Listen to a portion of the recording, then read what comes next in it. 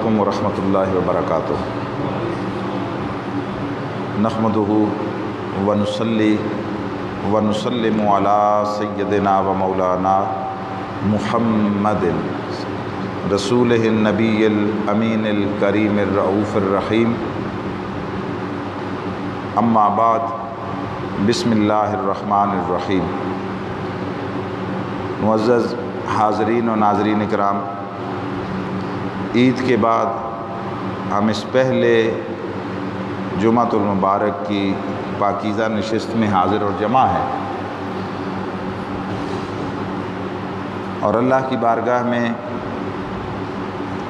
رمضان کے نصیب ہونے اور اس کی تکمیل پر اظہار تشکر بھی کرتے ہیں، مگر اس کے ساتھ ساتھ اس دفعہ کی عید یقیناً بہت عجیب اور مختلف بھی تھی۔ وہ بیک وقت کرونا کے باعث پیدا ہونے والے حالات میں ایک مختلف طرح کا ماحول میں تھی، اور اس کے ساتھ ساتھ پھر کراچی میں طیارے کا جو حادثہ ہوا، یہ سارا کچھ یقیناً ہر درد مند دل کو دکھی کر گیا۔ اللہ رب العزت آئندہ ہماری قوم کو، امت مسلمہ کو اور انسانیت کو ایسے سانحات، بلیات اور آفتوں اور وباؤں سے محفوظ رکھے۔ آج سے ہم ایک مختصر گفتگوؤں کا سلسلہ شروع کر رہے ہیں، گو کہ ان حالات سے قبل ہمارا سلسلہ گفتگو سیرت النبی صلی اللہ علیہ وآلہ وسلم کا سلسلہ وار بیان تھا، مگر چونکہ اس کے لیے ہر نشست میں کچھ زیادہ وقت درکار ہوتا ہے، اس لیے سر دست ہم اس سلسلے کا بیان موقوف ہی رکھیں گے۔ آج سے جو سلسلہ شروع ہو رہا ہے، یہ آداب زندگی کے حوالے سے ہے، ہماری معاشرتی ذمہ داریاں، ہمارے معاشرتی طرز عمل، اپنی اصلاح، دوسروں کی فلاح، بطور مومن اور بطور مسلمان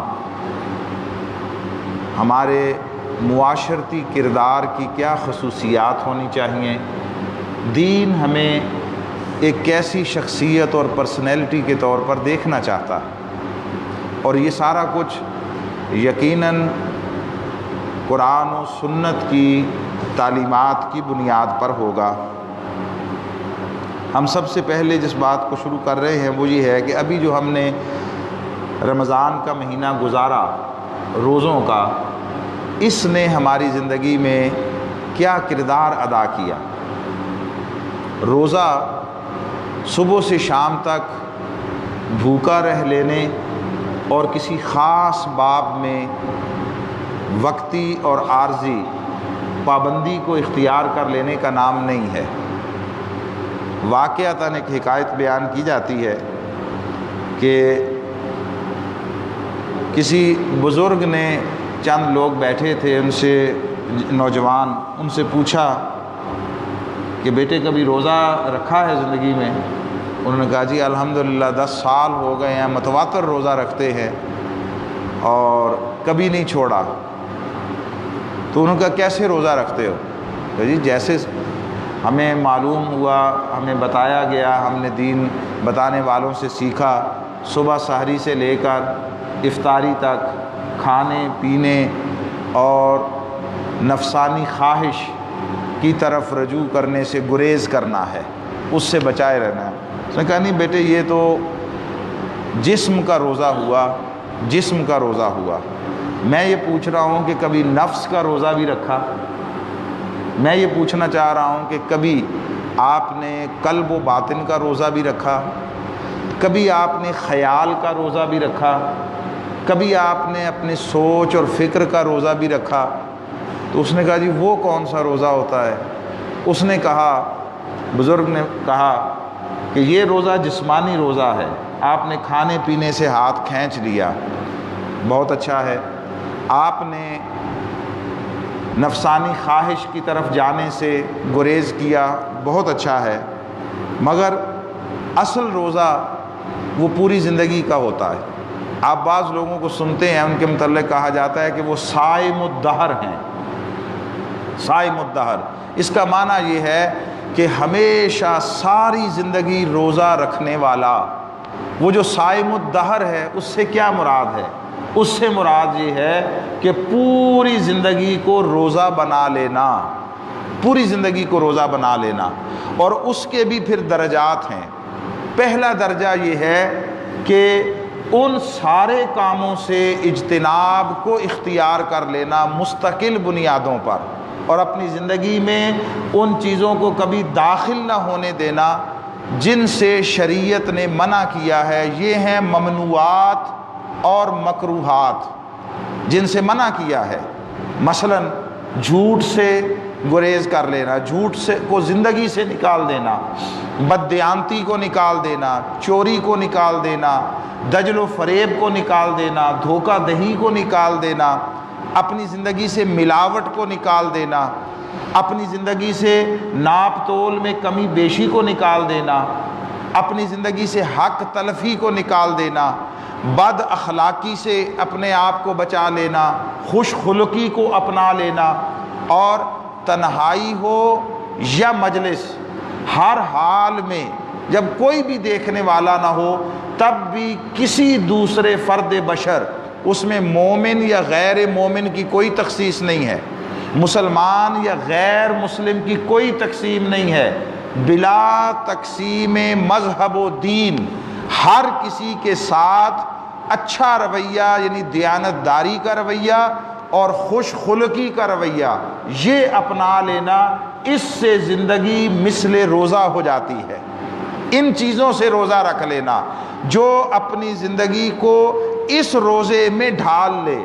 سرکاری ملازم ہے تو اپنی جو ملازمت کی ذمہ داریاں ہیں پیشہ ورانہ، ان کو دیانتداری سے ادا کرنا۔ ملازمت خواہ سرکاری ہے خواہ پرائیویٹ ہے، ملازمت میں کام سے فرار اختیار کرنے کی روش کو چھوڑ دینا۔ کاروبار ہے تو لین دین میں بددیانتی کو چھوڑ دینا، اور امور زندگی ہے ان کو چھوڑ دینا۔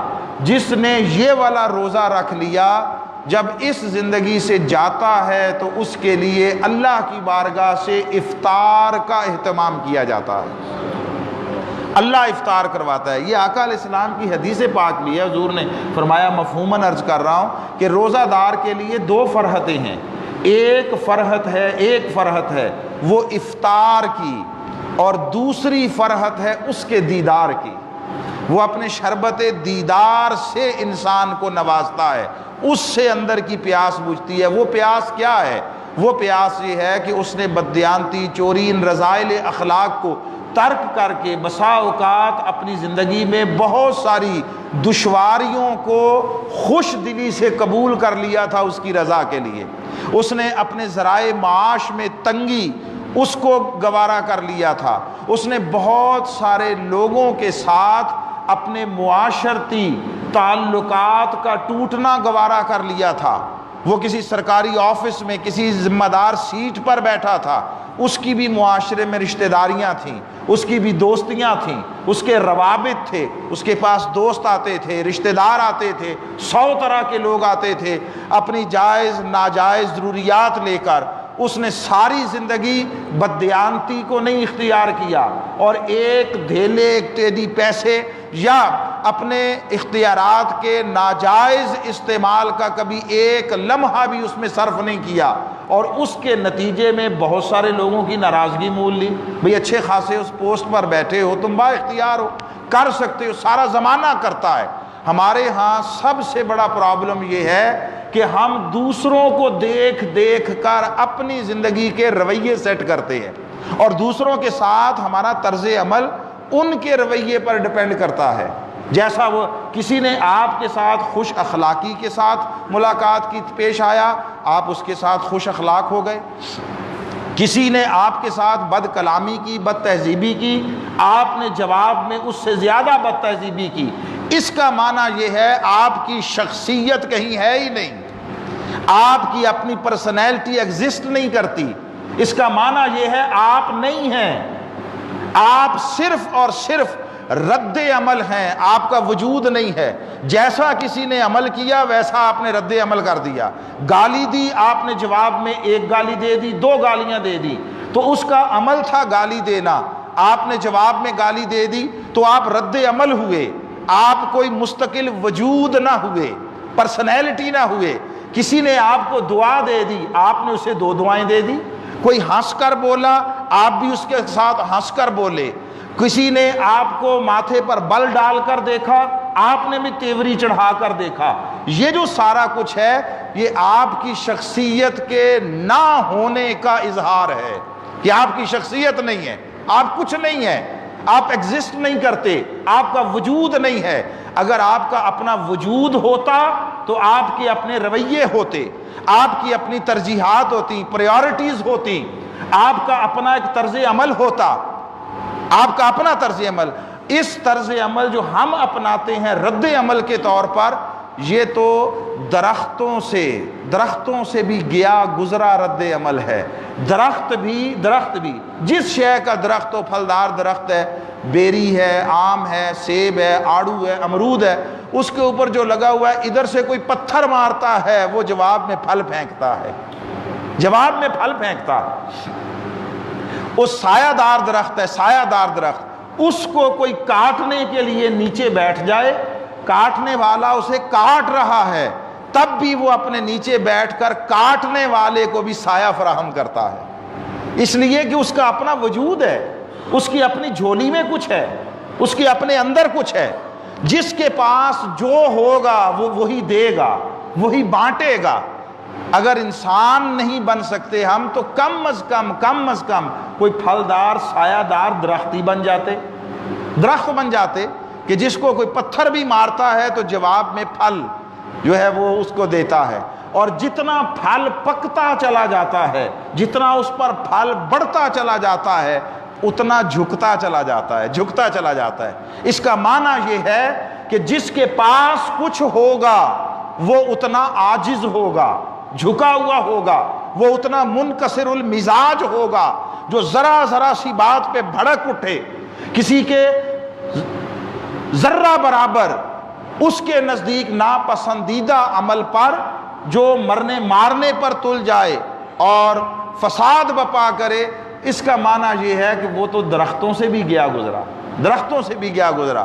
رہا یہ تسبیح، کوئی نماز، کوئی تلاوت، کوئی تہجد، اللہ کا ذکر، اللہ کی تسبیح، بابا یہ سارا کچھ جو ہے یہ تو مٹی ریت کا ذرہ بھی کرتا ہے جو پاؤں کے نیچے روندا جاتا ہے، وہ بھی ہر وقت کرتا ہے۔ ان کل من فی السماوات والارض الا آتی الرحمن عبدا، جو کچھ آسمانوں اور زمین میں ہے رب کی بارگاہ میں بندہ ہے۔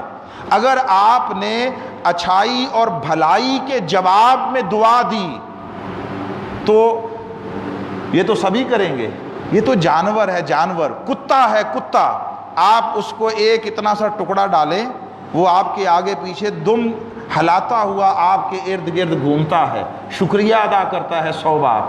آپ دانہ ڈالنے کے لیے مرغی کو بلائیں تو وہ بھی آپ کی آواز پہچانتے، چونکہ آپ اسے دانہ ڈالتے ہیں، وہ بھی بھاگی ہوئی آتی ہے۔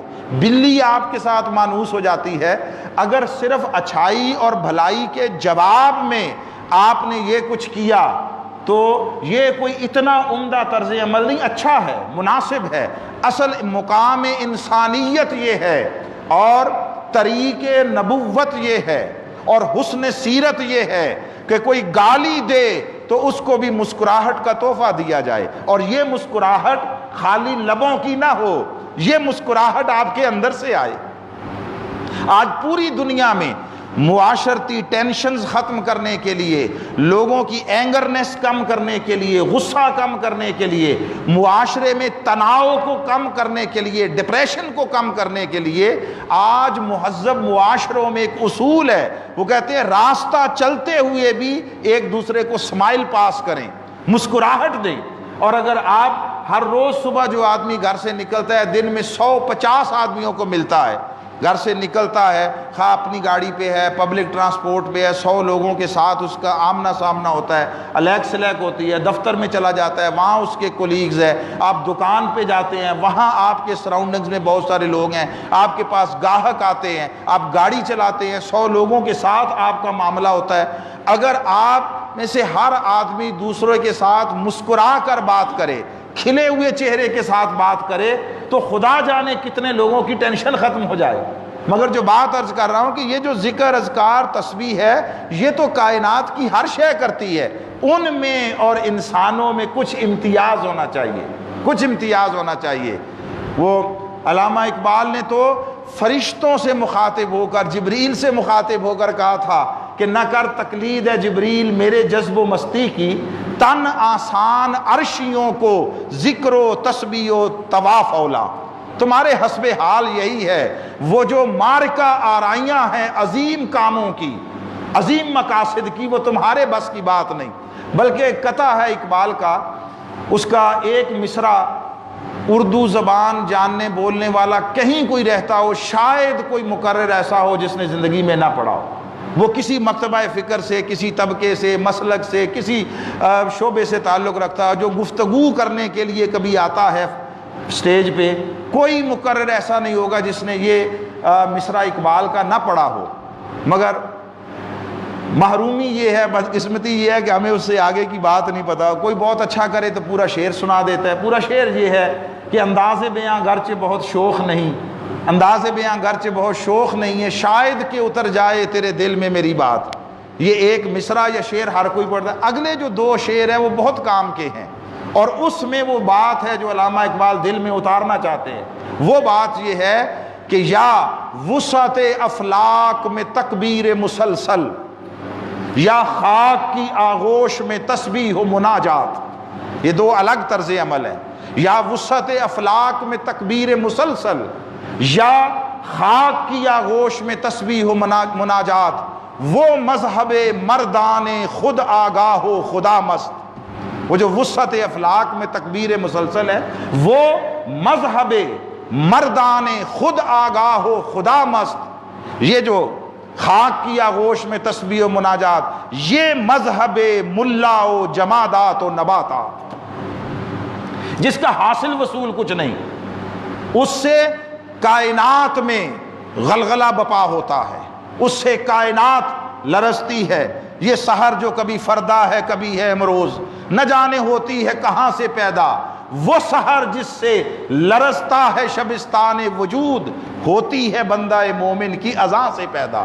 مگر وہ اذان زبان سے نہیں ادا ہوتی، وہ دل سے ادا ہوتی ہے، وہ قلب و باطن کی گہرائیوں سے اٹھتی ہے اور افلاک کی وسعتوں تک جا پہنچتی ہے۔ سو ایک روزہ جسم کا روزہ ہے، جسم کا روزہ تو سارے رکھتے ہیں، ایک روزہ باطن کا روزہ ہے، نفس کا روزہ ہے، نفس کا، اور وہ یہ ہے کہ ہر وہ شے جو نفس کو مرغوب ہے، نفس جس کی طرف آپ کو رغبت دلاتا ہے، اور چند روزہ اس زندگی میں چند آسائشوں کے حصول کے لیے حلال و حرام کا امتیاز اس کو نظر انداز کرنے کی طرف بلاتا ہے، اچھا برا، پاکیزہ طیب اور نجس اور ناپاک ان کے درمیان فرق کو ختم کر دیتا ہے۔ جس نے اس فرق کو قائم رکھا اور ساری زندگی جھوٹ، بددیانتی، خیانت، چوری، دجل و فریب، دھوکہ، حق تلفی اور ظلم و استحصال، اس سے اجتناب کر لیا، اس نے نفس کا روزہ رکھ لیا۔ نفس کا روزہ، جس نے جسم کا روزہ رکھا، جسم یہیں تک تھا، وہ روز افطار کرتا رہا، اس کی افطاری جسم کی زندگی کے ساتھ ہی ختم ہو گئی۔ جس نے نفس کا روزہ رکھا، نفس کا روزہ، نفس آگے چلے گا، اس کے لیے پھر آگے جب دنیا میں اگلی میں جائے گا وہاں افطار ہے، پھر اس کے اوپر قلب ہے، قلب و باطن، پھر اس کے اوپر روح ہے، ہر ایک کا روزہ ہے۔ ہم تو ابھی نفس کا روزہ رکھنے کے مرحلے میں داخل نہیں ہوئے۔ نفس کا روزہ جس کے لیے فرمایا گیا من عرف نفسہ فقد عرف ربہ، جس نے نفس کو پہچان لیا اس نے رب کو پہچان لیا۔ یہ جو معرفت ذات ہے، یہ جو عرفان ذات ہے، یہی در حقیقت معرفت الہیہ کا دروازہ کھولتا ہے۔ ہم اس طرف جاتے نہیں، ہماری ساری زندگی وہ بنیادی طور پر صرف اور صرف سہولیات، مراعات، آسائشات اور تعیشات، ان کے حصول کی تگ و دو میں گزر جاتی ہیں، اور باصیت انسان دیکھیں کہ ہمیں کیا شے ہے جو جانوروں سے ممتاز کرتی ہے۔ جانور بھی پیدا ہوتے ہیں، وہ بھی جب بڑے ہوتے ہیں وہ بھی میٹنگ ہوتی ہے، آپس میں ایک دوسرے کے ساتھ ملتے ہیں، اولاد ہو جاتی ہے، نسل چل جاتی ہے، مر جاتے ہیں، ختم، فنش۔ اس میں ان کے طرز زندگی میں اور انسان کے طرز زندگی میں کچھ فرق ہونا چاہیے۔ یہ فرق انشاءاللہ العزیز ہم جاننے کے لیے اس کو گفتگو کو جاری رکھیں گے۔ آداب زندگی کے عنوان سے ہمارا یہ سلسلہ گفتگو انشاءاللہ اگلی کئی نشستوں تک چلے گا۔ اللہ رب العزت ہم سب کے حال پہ لطف و کرم فرمائے۔ وما علینا الا البلاغ المبین۔